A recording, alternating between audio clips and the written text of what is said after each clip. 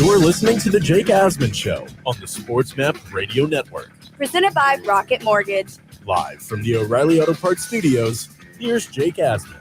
A lot happening in the NBA. You had a big-time Clippers win in Game 5 last night in Phoenix, so they force a Game 6 in Los Angeles. Tonight in Atlanta with the Hawks down 2-1, they'll be hosting the Milwaukee Bucks in Game 4. So for more on the NBA playoffs and everything happening in this upcoming offseason, we go out right now to our progressive guest line. We bring on a friend of the show. He is Dan Feldman, who covers the NBA for NBC Sports. Dan, appreciate the time. Thanks for being with us. Thanks for having me. So let's start with the game last night. The Clippers going into Phoenix, and they win the game 116-102, and Paul George scores a playoff career high 41 points. What did you make of Paul George's performance? And then afterwards, he was asked if he gets unfairly criticized in comparison to other NBA stars, and he said he does. Do you agree with Paul George there? Yes, but show me an NBA player who doesn't feel like he's unfairly criticized. I don't think there is one, but I would agree with Paul George. Paul George gets treated like he's dirt sometimes. He's not. He's a really, really good player, capable of these types of performances.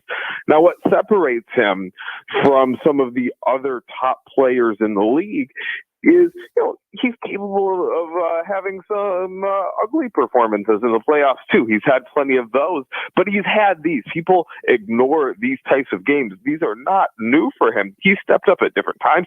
He stepped up in that Jazz series just to get the Clippers to this point after Kawhi Leonard went down.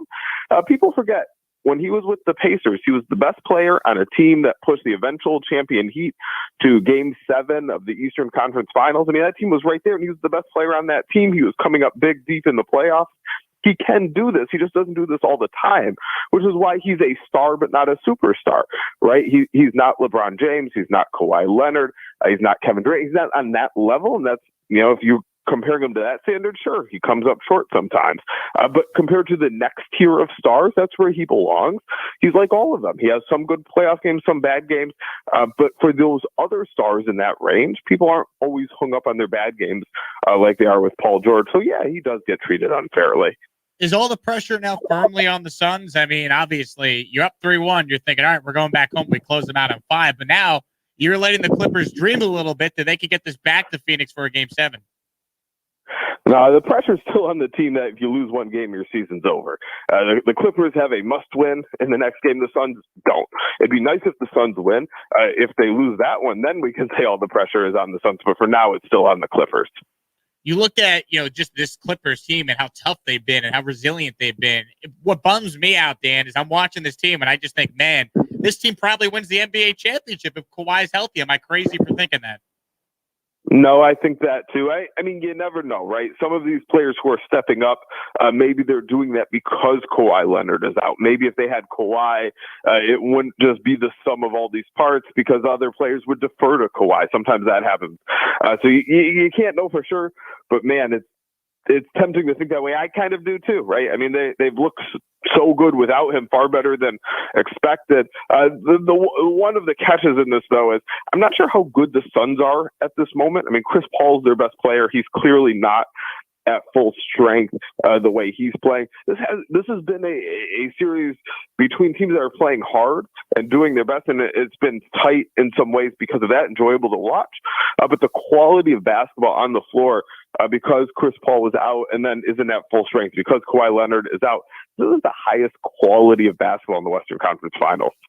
Do you look at, just this, this Suns team and what it would mean if they do somehow blow, a 3-1 lead, especially after they're up 2-0 without Chris Paul? Do you look at this as just a major indictment on Chris Paul in particular if they don't now win this series? No. Chris Paul's an excellent playoff player. He's proven that over time. I mean, with his health issues, if that's what's going on, in the rust of the time missed and being banged up, if this happens, no. I mean, look, it's possible maybe he plays terribly in the next couple games, and that's why it happens. And but if you look at the whole context of what he's done throughout his career and what the health issues are now, it seems like it'd be hard to blame him for this. Dan Feldman with us here from NBC Sports. You can follow him on Twitter at Dan Feldman NBA. All right, the game tonight, Trae Young is questionable, dealing with the foot bruise. Do you expect Trae Young to play? And if he does play, do you give the Hawks a legitimate chance to even up the series at 2? I'm questionable on whether he plays too. If he does play, it's still going to be tough because he's clearly banged up. You saw in the last game, he stayed or came back into the game after getting hurt, and he wasn't the same. He couldn't move the same. He wasn't getting the same separation, wasn't tilting the defense in the same way. And so the Hawks need Trae Young to be at his best. The Bucks are a better team than the Hawks, but at times Trae Young is such a transcendent player that he can get Atlanta close enough, and with the right breaks, the Hawks can win some games here. But they need to do it on the basis of Trae Young, and it's hard to believe he'll be up for that, but he is tough as nails. I'm not ruling it out. You look at Milwaukee, I mean, they have this clear path that looks like to the finals. Anything short of going to the NBA finals, the minimum would be a massive disappointment. Is that fair to say, Dan? Absolutely. I mean, they got this far. I mean, you could say, oh, well, you never know how it would have gone in the first round against the Heat or the second round, but they got here. This is a young Atlanta team, now a banged up Atlanta team with Trae Young. The Bucks should be better here. I definitely agree. That'd be a big problem for the Bucks if they don't advance. Let's shift to Damian Lillard's status with the Blazers. They, of course, are going to have a press conference later today announcing Chauncey Billups as their head coach, introducing him to the media and the fans. From what you're hearing, do you think Damian Lillard has actually played his final game with the Portland Trailblazers? No, I think Damian Lillard at his word. He has over and over and over and over and over again said how committed he is to being in Portland. He's made this part of his brand, that he is the different type of NBA superstar. He's the one who's going to stay with his team. He's not going to, as he's put it, run from the grind. I'm sure he's frustrated right now, and opinions can change. I wouldn't rule anything out, but I would be very surprised at this point if Damian Lillard's not back in Portland next year. What's your take on the hiring of Chauncey Billups? Oh, boy. I think that it is tricky to evaluate. Look, in terms of coaching ability, he checks a lot of boxes. He's a first-time head coach, so you never know. But he was a smart player. He gets along well with people. He can relate to everybody on the roster, from the star to the guy who's out injured, to the role player, to somebody struggling just to hang in the league. He's been through it all. He can relate. He knows the game. In terms of the rape allegation against him from 1997, it's tough to evaluate. Unfortunately, as a society, we have not done enough to handle those issues properly at the time. So the fact that he wasn't charged, I think, means something. But it's hard to have faith that it means everything. And so it's very hard to evaluate this many years in advance. I don't think it's fair to assume he's guilty. I do think it's fair to talk about and evaluate. And I guess I just hope the Trailblazers did a good job of investigating it. But I also don't have complete faith in that.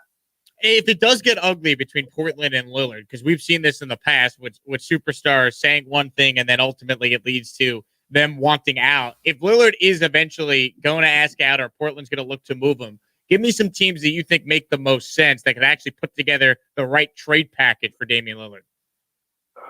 I mean, it's going to basically go down to what Damian Lillard wants to a degree. We've seen that stars get to dictate this. He's in a weird spot because he's got 4 years left on his contract extension. It's just kicking in. I look at a team like the Pelicans. They've got Zion Williamson. Obviously, they're not going to give him up, but they've got so many draft picks. They've got Brandon Ingram. That would be such a devastating combo there. But if Damian Lillard doesn't want to go to New Orleans, it's hard to see that happening. Could the Knicks get in the mix, Dan? Sure. I mean, they've got some extra picks from Dallas, and they've got some good young players like R.J. Barrett. Obi Toppin showed a little bit this year, but it's hard to see them having the best package. But if Damian Lillard really is set on going to New York, maybe that's what happens. And then as far as just the offseason, that's ahead, is there something that you're eyeing? It's not a great free agent class, obviously, but is there a player that you're looking at that you think could be a huge difference maker? Yeah, I mean, I think Kawhi Leonard, there's been some rumblings. He's not exactly thrilled with the Clippers medical staff. I still think he ends up re-signing in LA, but because it would be so landscape shifting if he changed teams, I think your attention's got to start there. He's Dan Feldman, NBC Sports NBA reporter. You can follow him on Twitter at Dan Feldman NBA. Dan, appreciate the time. Thanks for being with us. Thanks for having me. Dan Feldman with us there on the Progressive guest line, quoting home insurance. It just got easier when you use Progressive's Home Quote Explorer, quote and buy all online by going to progressive.com. We take a quick break and come right back. We have to get into what was just a, vomit-inducing performance, pun intended there, by the Yankees yesterday in the Bronx against the Angels. We'll talk about what happened on the mound with Dylan Bundy and the performance by the Yankees after that unfolded. What do I mean by all that? We get to it next here on the Jake Asman Show. Sports Map all night. Chris Ariola, 38, 6-1, 33 knockouts.